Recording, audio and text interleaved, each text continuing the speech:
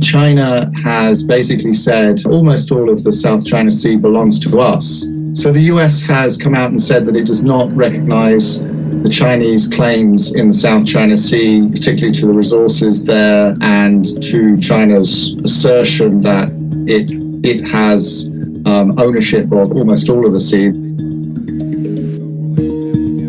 US Secretary of State Mike Pompeo has said very clear terms that the US will not recognize what China sees as its maritime empire there, which is a bit of a shift because the US in disputes like this has generally taken a neutral position and not sided with any one country. The Chinese embassy in the US has basically said that the US is distorting the facts about the South China Sea and trying to sow discord, in its words, between China and other countries in that region. So it's essentially saying, the US should stay out of this.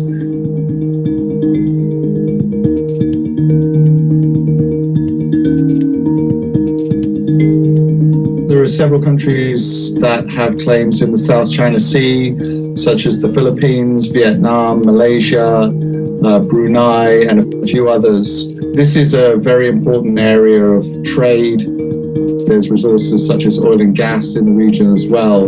And China is physically building on islands in the South China Sea and telling the other countries that it doesn't recognize their claims. It's stepping up its military activity in the region as well.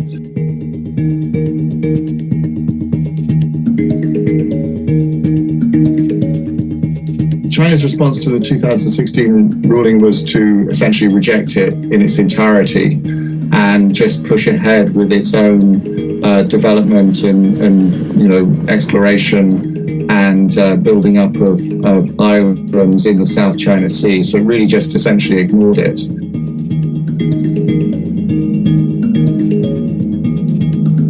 Making a statement that the US doesn't recognize the Chinese claims is one thing, but what does that actually mean, when there is a confrontation in the South China Sea? Is the US then willing to actively engage in a conflict situation there? That's the real question. The next time we see a physical clash will be a real test case for this, to see what the appetite is of the US to be more engaged in a physical way and whether it's going to back up its words with action.